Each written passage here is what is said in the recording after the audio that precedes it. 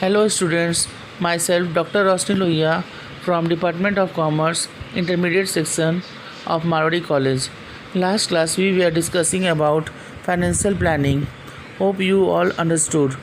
Today we are going to discuss with new topic capital structure.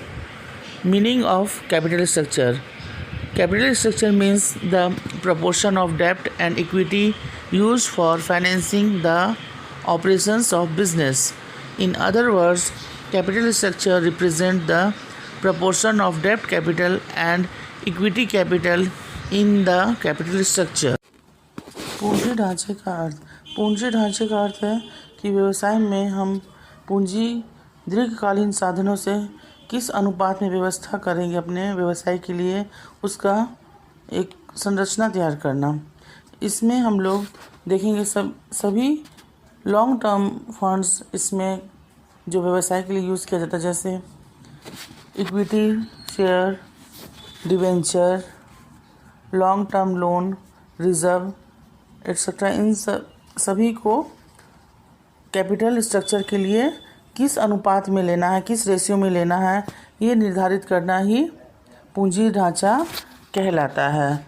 इसमें यह देखना होता है कि अपना पूंजी और ऋण पूंजी किस अनुपात में होगा, इसका हमें मुख्य रूप से निर्णय लेना होता है। नेक्स्ट इसमें कुछ परिभाषाएं, डेफिनेशंस हम लोग देखेंगे। अकॉर्डिंग टू गस्टनबर्ग के अनुसार, the types of securities to be used and proportionate amounts that make up the capitalization is known as capital structure. Next इसमें टॉपिक हम लोग देखेंगे factors affecting the capital structure. पूंजी ढांचा को प्रभावित करने वाले घटक। इसमें पहला पॉइंट है कैश फ्लो पोजीशन, रोकड़ प्रवाह स्थिति। इसके अंतर्गत ये देखेंगे कि पूंजी ढांचा का चयन करते समय हमारे व्यवसाय में कैश की पोजीशन क्या है। और कैश का पोजीशन अच्छा है और इनफ्लो अच्छा हो रहा है कैश का, तो हम लोग ऋण पूंजी ले सकते हैं, क्योंकि हम लोग ऋण पूंजी में कैपिटल के साथ साथ ये जो प्रिंसिपल अमाउंट होता है उसके साथ साथ हम लोग इसका इंटरेस्ट भी पे कर पाएंगे। अर्थात कह सकते कैश फ्लो पोजीशन अच्छा रहने से हम लोग ऋण पूंजी का प्रयोग कर सकते हैं। इंटरेस्ट कवरेज रेशियो, इसमें हम लोग यह पता करते हैं कि हमारा रेशियो इंटरेस्ट पेमेंट के लिए कितना है। अगर जितना अधिक हमारे पास इंटरेस्ट की राशि से जितना अधिक गुना हमारे पास ये रेशियो होगा, उतना ही अधिक कंपनी ऋण पूंजी लेने के लिए सक्षम होगी। नेक्स्ट है डेब्ट सर्विस कवरेज रेशियो, ऋण भुगतान आवरण अनुपात। इसमें हम लोग यह देखते हैं कि ब्याज के अनुसार हमारा अनुपात की कमी को दूर करता है। इसमें कंपनी की कैश फ्लो पोजीशन स्पष्ट होती है। इसके अंतर्गत हम लोग ये गणना करते हैं कि कैश का भुगतान हम लोग डिविडेंड के लिए और इंटरेस्ट के लिए कितना करेंगे। इन सब का पेमेंट करने के बाद हमारे पास कैश का पोजीशन अगर अच्छा रहता है तो हम लोग ऋण पूंजी या डेब्ट कैपिटल हम लोग व्यवसाय के लिए प्रयोग कर सकते हैं। रिटर्न ऑन इन्वेस्टमेंट, निवेश पर आय। अगर कोई कंपनी कहीं इन्वेस्ट करती है और उस पर उसको अच्छा रिटर्न मिलता है तो वो ऋण पूंजी लेने का साहस कर सकती है। नेक्स्ट है टैक्स रेट, कर की दर। टैक्स रेट जितना ज़्यादा होगा उतना ही हम डेब्ट कैपिटल का कॉस्टिंग कम आएगा, और हमारा जो डेब्ट कैपिटल पर इंटरेस्ट लगता है वो हम लोग प्रॉफिट से घटा देते हैं, ताकि जो भी इसे हम लोग कंपनी का खर्च मानते हैं इंटरेस्ट को, और टैक्स रेट में हम लोग बचत कर सकते हैं। नेक्स्ट है कॉस्ट ऑफ डेब्ट, ऋण पर लागत।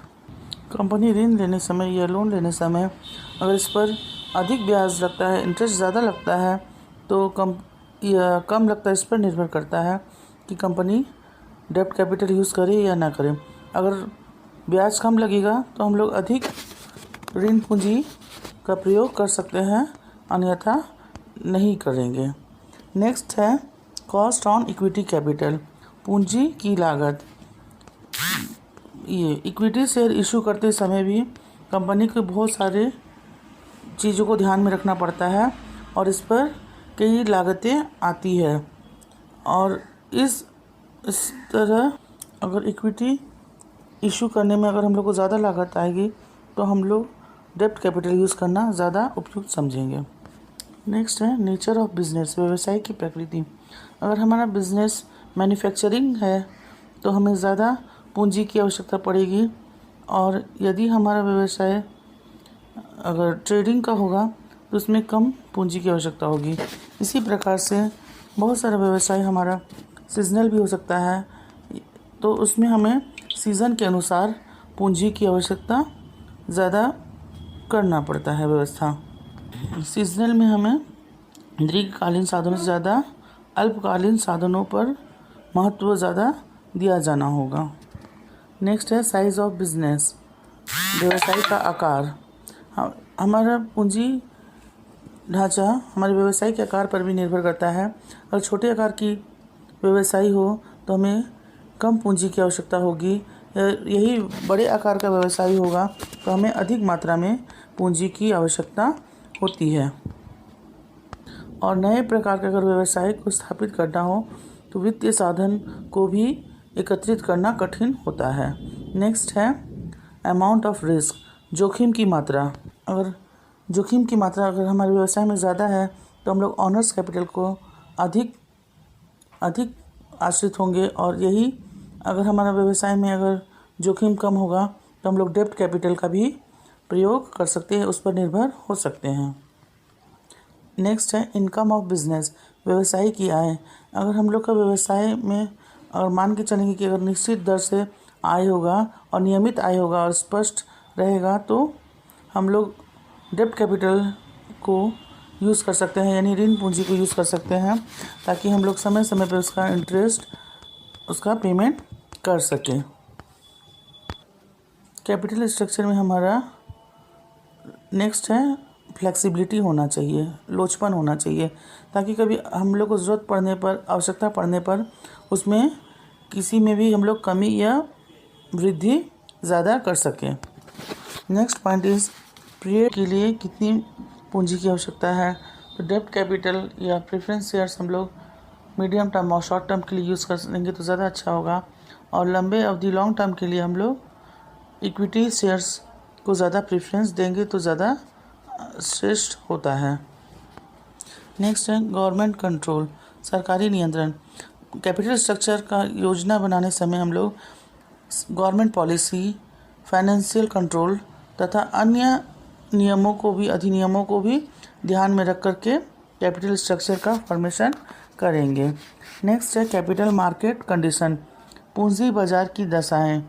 अगर मंदी काल होगा तो उस समय हम लोग लाभ की कम संभावनाएं होती है, तब लोग इसमें ऋण पूंजी में ज़्यादा लोग सुरक्षित समझते हैं, और उस समय हम लोग को ऋण पूंजी ज़्यादा उपयुक्त होगा। और तेज़ी के समय में हमें ज़्यादा लाभ कमाने का अवसर रहता है। इस समय हम लोग अंशों को जारी कर सकते हैं, और उसके अनुसार हम लोग अपने कैपिटल का फॉर्मेशन कर सकते हैं। तो बाज़ार की परिस्थितियों को देख के भी हम लोग अपने कैपिटल स्ट्रक्चर का फॉर्मेशन करेंगे। तो हम लोग देखेंगे कि कैपिटल स्ट्रक्चर का फॉर्मेशन करने में दोनों तरह का ही कंपोजिशन होता है। Long term capital and short term capital दोनों का ही प्रयोग किया जाता है। लॉन्ग टर्म में हम बता चुके हैं, जैसे कि इक्विटी, प्रेफरेंस, डिवेंचर, लोन इत्यादि, ये सब होता है रिजर्व। और शॉर्ट टर्म में हम लोग करंट लायबिलिटी को शामिल करते हैं। इस प्रकार से पूंजी ढांचे का अभिप्राय दीर्घकालीन पूंजी के विभिन्न स्रोत का पारस्परिक अनुपात होता है, और साथ ही इसमें अल्पकालीन कोर्सों को भी शामिल किया जाता है। Thank you students. हम नेक्स्ट टॉपिक के साथ बहुत जल्दी आपके साथ